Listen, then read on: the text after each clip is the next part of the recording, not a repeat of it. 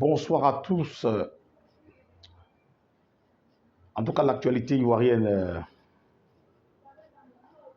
bouillonne. Je parle de l'actualité politique parce que nous sommes à quelques mois de l'élection présidentielle, parce que c'est en octobre prochain. Et en tout cas, ça bouillonne, ça bouge. Du côté du PDCI-RDA, avant la convention qui va donc désigner le candidat du parti, tout le monde sait que Jean-Luc Billon est en train de faire des déclarations et ne cache pas sa volonté de pouvoir représenter le parti démocratique de Côte d'Ivoire. Voilà, donc au PDCI, il y a deux candidats qui vont donc aller à la convention. Ces deux candidats sont déjà connus. Tidiane Thiam, qui est donc le président du parti, et Jean-Luc Billon, qui ne cache pas depuis ces derniers temps ses intentions, selon son intention de pouvoir représenter le Parti démocratique de Côte d'Ivoire, le PDCI.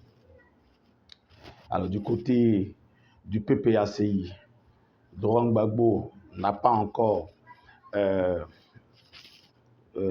parlé de sa candidature. Non, je veux dire, il n'a pas encore vu son nom inscrit sur la liste électorale, mais fait des déclarations, voilà, et en tout cas montre sa volonté de pouvoir être candidat de son parti.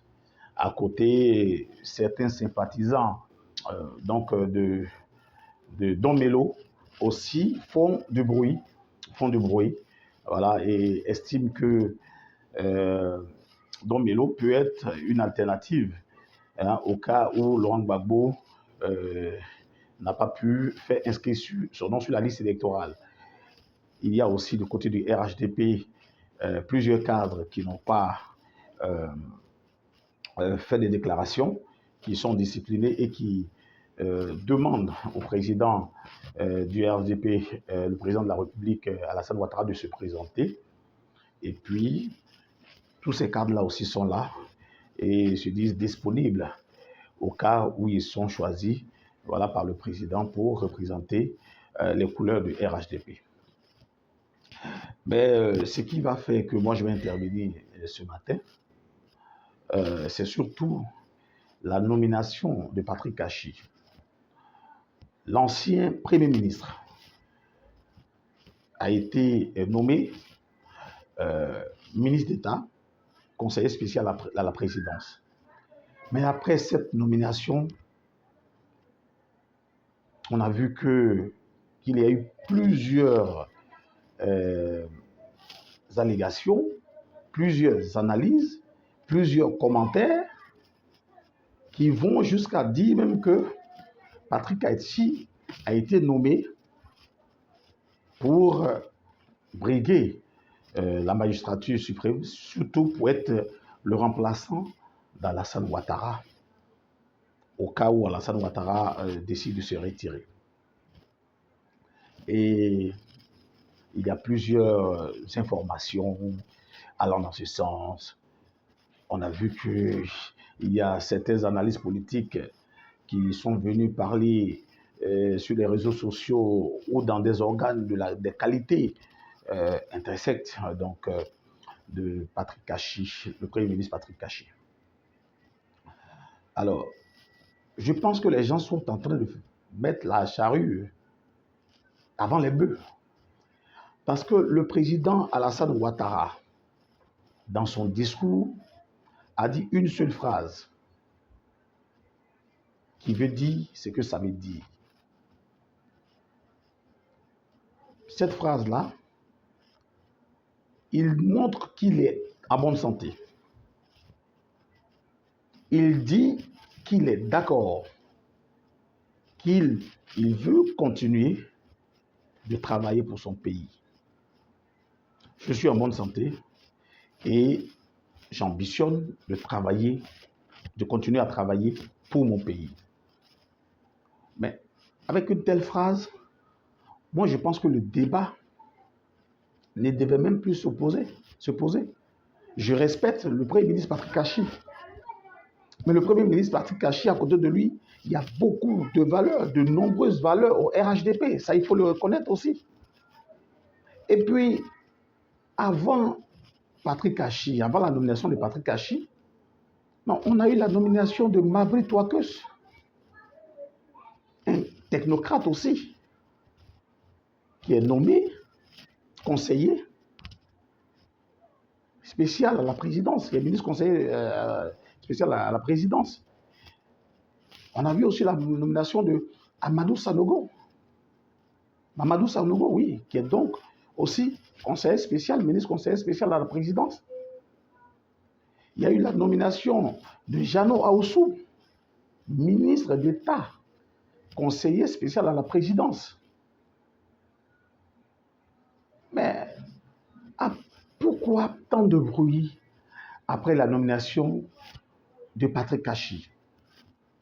On a vu, le Premier ministre Patrick Kachi, on a vu plusieurs CV, on a parlé de lui, on a parlé de ses qualités. Je respecte le Premier ministre Patrick Kachi et je dis que beaucoup d'Ivoiriens et beaucoup de personnalités au RHDP ont aussi ces qualités-là. Et puis, si Patrick Kachi est celui qui a été désigné par le président Alassane Ouattara, je pense qu'il aurait dit tranquillement, il aurait dit devant tout le monde, parce qu'on a quelques mois de l'élection présidentielle. Ce n'est pas à 3 mois que le président Alassane Ouattara va désigner son dauphin, parce qu'il faut que déjà les gens s'habituent à cette personnalité qui va représenter son parti politique. Je ne sais pas si ce sont des gens qui prêchent du faux pour avoir le vrai, ou bien ce sont des gens qui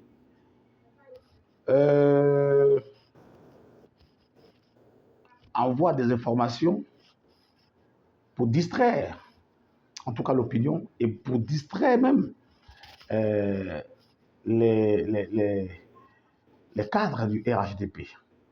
En tout cas, à l'heure où on vous parle, en tant qu'observateur des médias, le candidat du RHDP s'appelle Alassane Ouattara, et ce n'est même pas moi qui le dis. C'est toutes les personnalités. On a vu le porte-parole du parti, le ministre d'État Djoumani, donner cette information. Mais Alassane Ouattara lui-même l'a dit. Il dit, vous n'avez pas eu tort de me présenter. Ça, il parle après le décès du Premier ministre Gon Coulibaly. Et il continue de dire, non seulement vous n'avez pas eu tort, mais en même temps, je vais continuer parce que je me sens en bonne santé. Ça là, on n'a pas besoin d'aller consulter pour avoir cette information que le président Alassane Ouattara a donnée. Maintenant, si les gens attendent qu'ils disent les candidats, ça c'est au niveau du parti politique. C'est au niveau de son parti. Si son parti organise la convention, c'est là qu'on saura officiellement qu'il est candidat, mais il ne viendra pas dans un discours officiel en tant que président de la République venir dire je suis candidat du RHDP. Ça aussi, on